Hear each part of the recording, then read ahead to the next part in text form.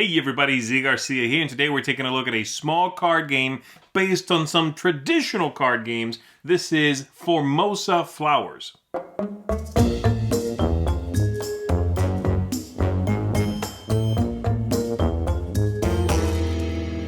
The look of Formosa Flowers here is based on a Hanafuda deck of cards, flower cards. And the game is sort of a simplified version of a traditional game called Koi Koi. It's also a bit like a traditional card game called Casino. That is, it's a fishing type of game. You put out cards in the middle of the table, and you, with that card you played, collect other ones, try to bank a set of cards, sort of a set collection game. It's a fairly straightforward one. Like I said, it's a simplification of other more traditional ideas. So let's go ahead and take a look at it. I'll see you on the other side for some final thoughts. Here we're taking a look at a game for 3 players. The players are going to be playing multiple rounds until someone gets to 26 or more points. Then the game is over, and whoever has the most points is, of course, the winner of the game. So everybody is dealt a hand of cards, 7 for 3 players. We reveal 6 here from the stack. We've got some victory points. We've got some of these passing points. Player aids for everyone. I'm just leaving one there. And then at the beginning of the round, everyone passes 2 cards from their hand to the player on their right. Okay, so you just pass 2 cards around the table. And then we declare how many of the white cards we are holding. Whoever has the most is the start player for the round.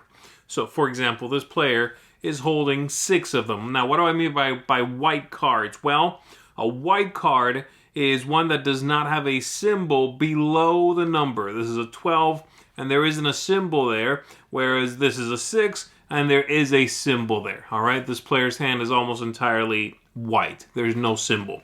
You'll notice some cards have multiple numbers. Say this is a 1 or a 2. And, of course, many of them will have a symbol. For example, let's take a look at somebody else's hand. This player's hand here, they have an 11/12. They've got a 9 with a symbol, an 11 with a symbol, and one of these leaves. Same thing there, yet another one, and so on, okay?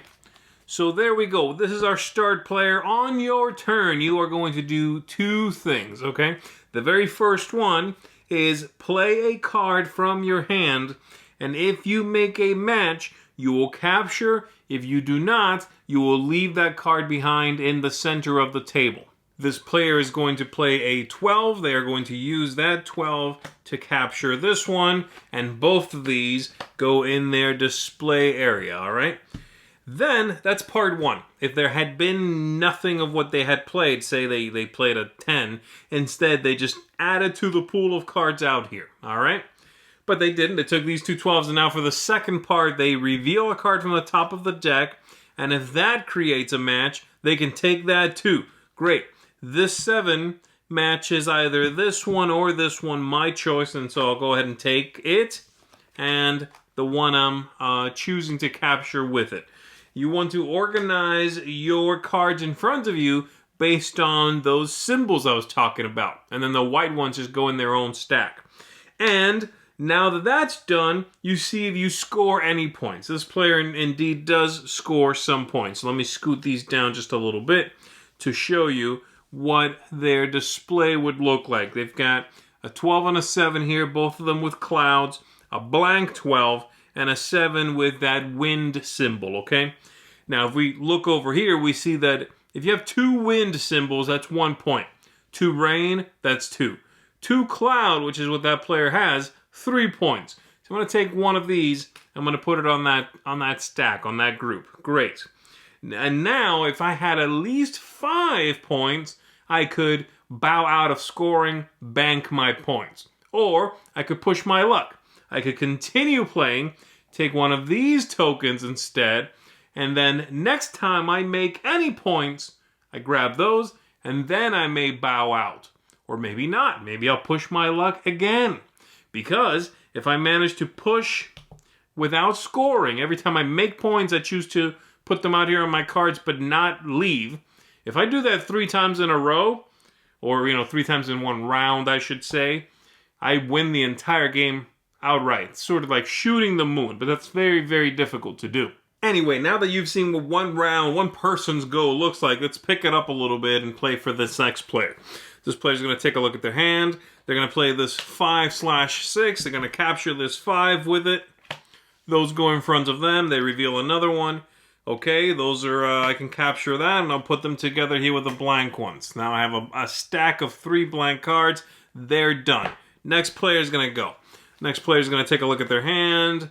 Oh, let's see. They don't really have a lot of good options here, so they're leaving something behind. They're going to leave that one. They couldn't capture a 2. No 2. Couldn't capture a 3. So they have to play one, and it just gets left behind. They flip one. That doesn't capture anything either. That's it. Next player goes over here. All right, let's see. What do we got? I could take that 2 with the 1, 2. I could take this, add it to my white stack, flip one over. It's a 2 as well. That one just gets left behind. And so on around the table. This continues with the players scoring. These are all the scoring options. If you have 8 white cards, by the way, that's worth 5 points in and of itself, all right?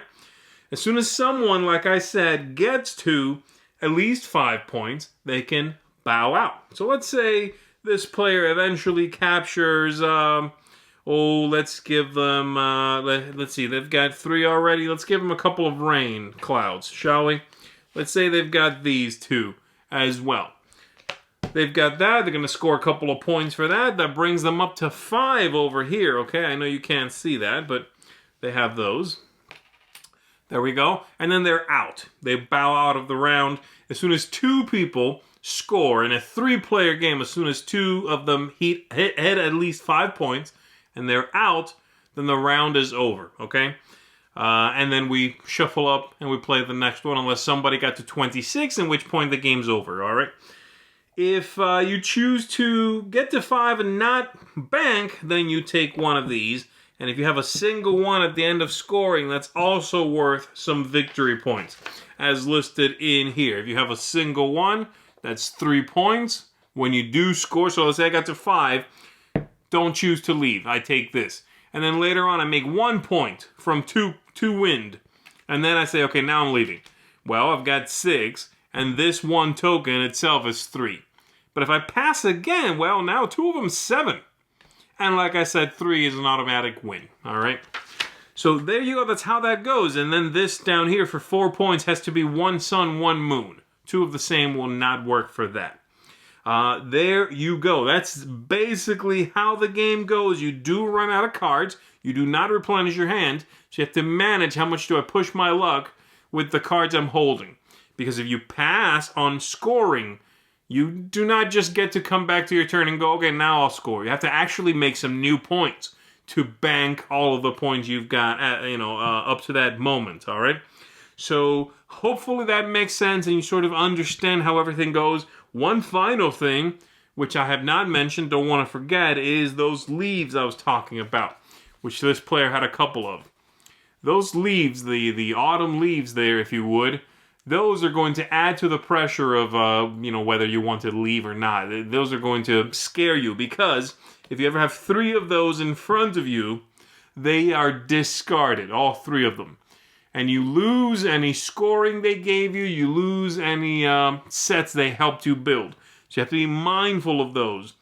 Sometimes they could be good. If you have 1, if you have 2, great. If you get a 3rd one, you're going to lose all 3 of those.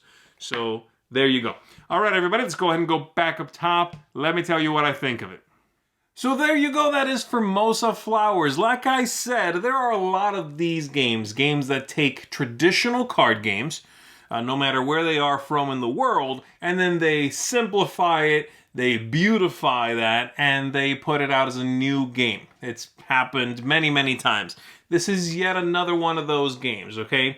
So right there, I've probably lost some of you or you're not really interested in that concept, and that's perfectly understandable. I find those experiments to not always be the most successful. Sometimes the original game with a traditional deck of cards or a Hanafuda deck, they're fine. They work great without any new simplification or modification, right? But let's go ahead and talk about this one anyway, and I'll tell you what I think of it and who I think it might be good for, okay?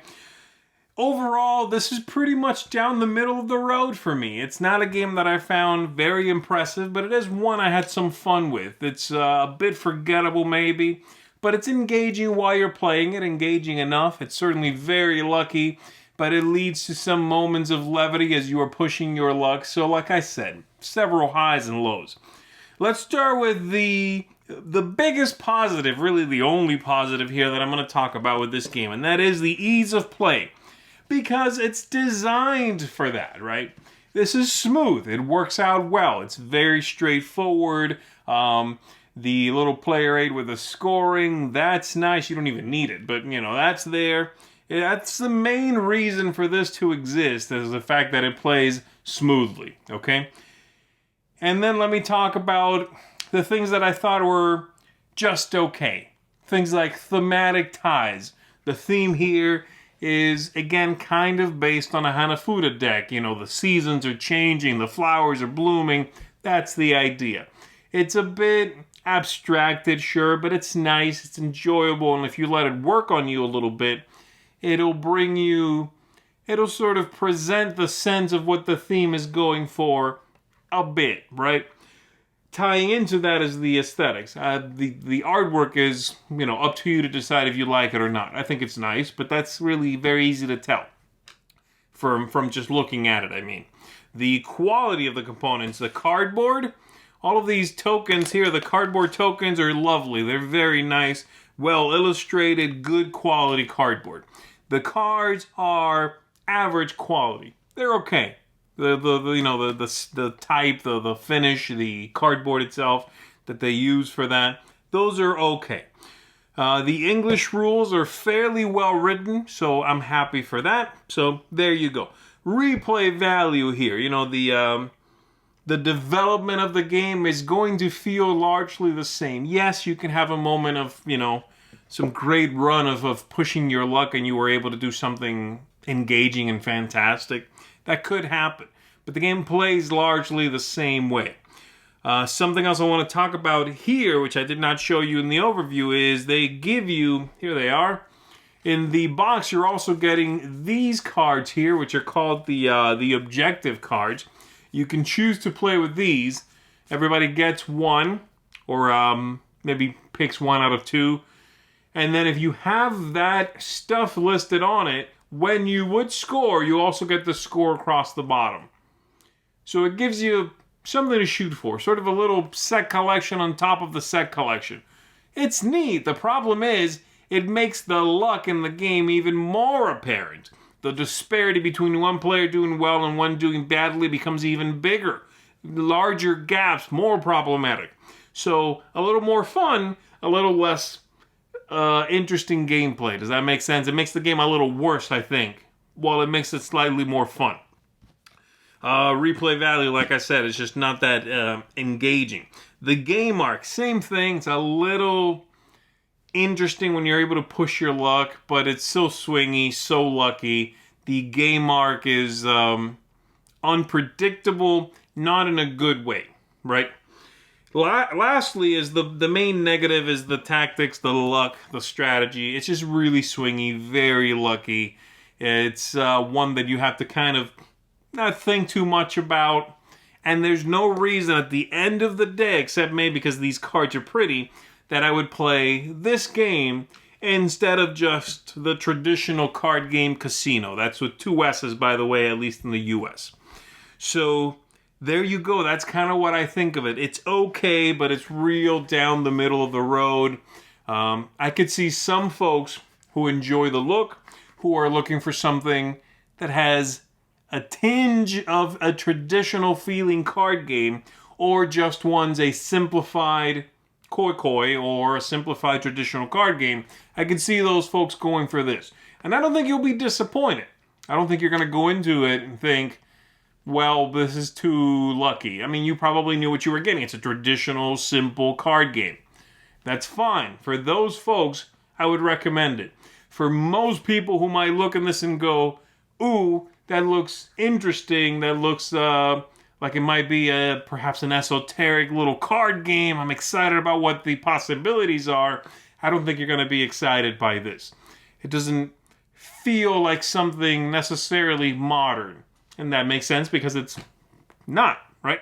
So there you go. This is going to get a score right down the middle of the road from me. This is a 5 out of 10. It's okay, but I wouldn't necessarily recommend anyone go out of their way to pick this one up. Stick with a traditional deck of cards or one of the hundreds of card games out there that's better than this one. So there you go. That's going to be it for me, everybody. My name is Z Garcia. Thanks for checking this out. I'll see you on the next one.